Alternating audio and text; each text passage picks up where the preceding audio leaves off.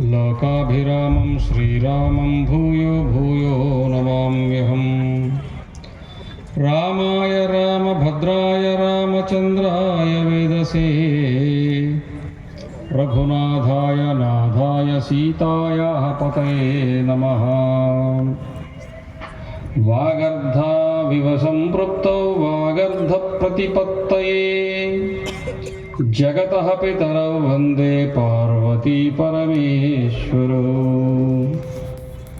సర్వమంగళమాంగళ్యే శివే సర్వార్థసాధికే శరణ్యే త్ర్యంబకే దేవి నారాయణీ నమోస్తుతే. ప్రియ ఆత్మబంధువులారా, ప్రపంచంలో ఏ మతమైనా ఏ ఆరాధనా విధానమైనా బతికి బట్టగట్టాలంటే, జీవించి ఉండాలంటే, ముందు తరాలకు కొనసాగాలంటే ఆ మతానికి చెందిన ప్రార్థనా స్థలము అది ఎంత క్రియాశీలంగా ఉంటుందో, చైతన్యంగా ఉంటుందో దానిని అనుసరించే ఆ మతము ప్రపంచంలో తన ఉనికిని చాటుకుంటుంది. ఈరోజు ప్రపంచంలో చాలా పెద్ద మతాలుగా చెప్పుకోబడేటువంటి రెండు మతాలకు చెందిన ప్రార్థనా స్థలములు రెండు కూడా ప్రతిదినము క్రియాశీలంగా ఉంటూ ఉన్నాయి. మనము హిందువులము, మనకు ప్రార్థనా కేంద్రము దేవాలయము.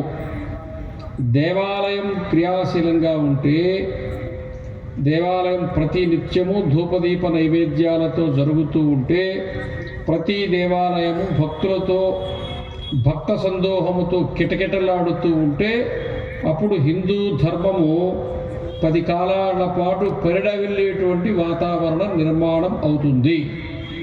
ఒక 20 ఏళ్ల క్రితము మన ఆంధ్రదేశంలో ఉండేటువంటి దేవాలయాలను పరిశీలించినప్పుడు, ఆ దేవాలయాల యొక్క స్థితిగతులను అవలోకించినప్పుడు, దేవాలయాల భూములు ఆక్రమించబడి ఉన్నాయి, ఆభరణాలకు లెక్కలేదు, కార్యక్రమాలకు ఎక్కడ కూడా సరైన స్థితి లేదు.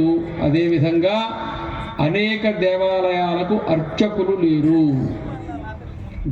అనేక గ్రామాలలో అర్చకులు లేరు. అటువంటి పరిస్థితుల్లో ఇవన్నీ కూడా చూచిన తరువాత అప్పుడు దేవాలయాలు ఎందుకు ఈ విధంగా అయినాయి, ధూపదీప నైవేద్యాలు ఎందుకు జరగటం లేదు, అర్చకులు లేకుండా ఎందుకు అయిపోయింది అనే దాని మీద అధ్యయనం జరిగింది. దాని పర్యవసానం ఏమిటి అంటే, అసలు హిందువులు దేవాలయానికి వెళ్ళడం మానేశారు.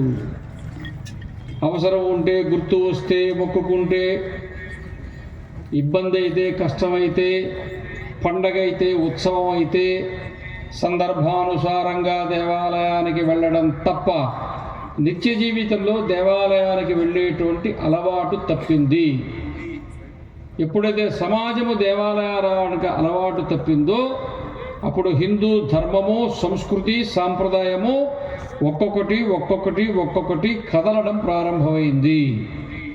కాబట్టి తిరిగి మరలా మనము స్వామి వివేకానందులు వారు చెప్పారు, హిందూ అంటే ఎవరు అంటే, హిందూ అనే శబ్దము వినినంత మాత్రము చేత నరనరాన ఎవరి రక్తము ఉప్పొంగుతుందో, ప్రతి రోమకోపములని రోమము నిక్కబడుచుకుంటుందో, హృదయము రసప్లావితమవుతుందో, ఆనంద జోలికల్లో ఊగుతుందో వాడే హిందువు అని చెప్పి వివేకానందుడు చెప్పాడు. ఈరోజు మనం ఆధ్యాత్మిక ప్రవచనాలను చెప్పడంలే, హిందూ ధార్మిక ప్రవచనాలను పెట్టాం. హిందూ అనే శబ్దం వింటే ఎవరికి పోవాలనిపిస్తుందో, ఎవరికి వెళ్ళాలనిపిస్తుందో, ఇది నాది అనిపిస్తుందో, ఇక్కడ నేను లేకపోతే ఎలా అనిపిస్తుందో, ఇంతకాలానికి నా ధర్మాన్ని గురించి చెప్పే కార్యక్రమం ఒకటి వచ్చిందని ఎవరు ఎదురు చూస్తారో అటువంటి వాళ్ళందరూ పరుగున వచ్చి ఇక్కడ కూర్చునే దానికే ఈ కార్యక్రమం పెట్టబడింది. అవునా కాదా? అవునా కాదా? అవును స్వామి. మరి పరిగెత్తి రావాలా వద్దా?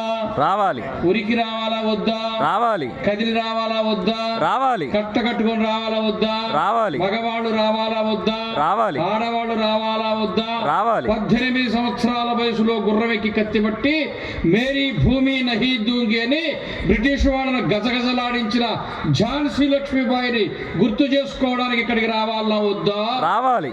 రావాలా వద్దా? రావాలి. 16 సంవత్సరాల వయసులో కత్తిపెట్టి గుర్రమెక్కి యుద్ధం చేసి ఔరంగజేబుని గడగడలాడించిన శివాజీ చరిత్రని గుర్తు చేసుకోవడానికి హిందువులు ఇక్కడికి రావాలా వద్దా? రావాలి. రావాలా వద్దా? రావాలి. సోంబేర్లా, ఓపిక లేదా, రోగగ్రస్తుల, ఆలోచన లేదా, అవగాహన లేదా, బాధ్యత లేదా, కర్తవ్యం లేదా? అడగాల్సిన అవసరం లేదు. దేశమన్నా, ధర్మమన్నా, జాతి అన్నా, చరిత్ర అన్నా, త్యాగమన్నా, సంస్కృతి అన్నా, సాంప్రదాయం అన్నా, ఆచారం అన్నా, వేదమన్నా, పురాణమన్నా, ఉపనిషత్తన్నా, రామాయణమన్నా, భారతమన్నా, భాగవతమన్నా, ఎవరికి ఏమాత్రం కొద్దిపాటి స్పందన ఉన్నా వాళ్ళు ఇక్కడికి ఉరుక్కుంటూ వచ్చి కూర్చోవాలా వద్దా? అందుకోసమే హిందూ ధార్మిక ప్రసంగం పెట్టాం. రామాయణ ఉపన్యాసాలు అయిపోయినాయి, భారత ఉపన్యాసాలు అయిపోయినాయి, భాగవత ఉపన్యాసాలు అయిపోయినాయి, ఉపనిషత్తులు అయిపోయినాయి, గీతాజ్ఞాన సభలు అయిపోయినాయి. ఇప్పుడు అవి కాదు జాతికి కావలసింది. కేవలము నేను హిందువు అన్న భావనతో కోట్లాది మంది హిందువులు కలవవలసిన అవసరం దేశంలో ఏర్పడిందా లేదా? కనబడటం లేదా? నీ ముందు ఏం జరుగుతున్నదో తెలియట్లేదా?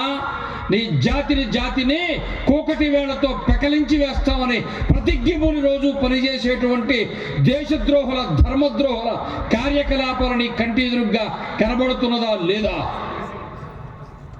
కనబడట్లేదా? కనబడుతుంది. నిద్రపోతున్నారా?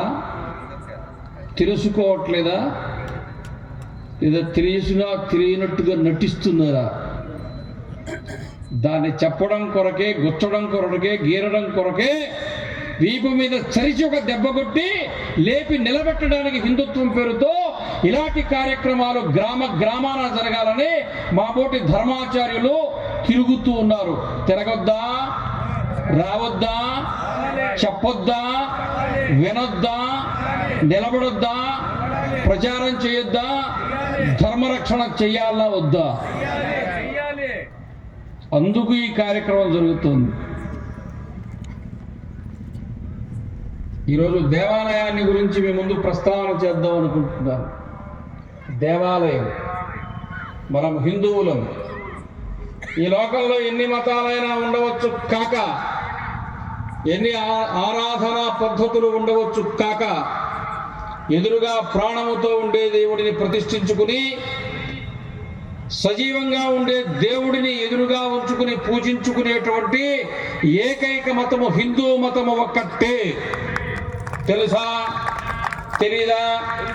మొన్న జనవరి 22వ తేదీన అయోధ్యలో ఏం జరిగింది? 6 నెలల ముందు నుంచి ప్రపంచంలో మొత్తము అందరూ కూడా ఘోష పెట్టి చెప్పేదేమని, అయోధ్యలో బాల శ్రీరామచంద్రునికి ప్రాణ ప్రతిష్ఠ జరుగుతుంది. విగ్రహ ప్రతిష్ఠ కాదు జరిగేది, ప్రాణ ప్రతిష్ఠ. అయోధ్యలో రాముడైనా, బొబ్బిలిలో రాముడైనా, భద్రాచలం రాముడైనా, ఒంటిమిట్ట రాముడైనా, రామతీర్థం రాముడైనా, పక్క ఊర్లో రాముడైనా, దేశంలో ఉండే 7 లక్షల రామాలయాల్లో ఉండే ఏ రాముడికైనా, ఏ శివుడికైనా, ఏ అయ్యప్పకైనా, ఏ గణేశుడికైనా, ఏ అమ్మవారికైనా ప్రాణ ప్రతిష్ఠ చేస్తూ ఉన్నాము. అవునా కాదా? చెప్పరే? వినడంగా చెప్పాలా? స్పందించాలా? హిందువులు ఊరికే కూర్చుంటే ఊరుకునే ప్రసక్తే లేదు. మీరు వినాల్సిందే, పలకాల్సిందే, చెప్పాల్సిందే, స్పందించాల్సిందే.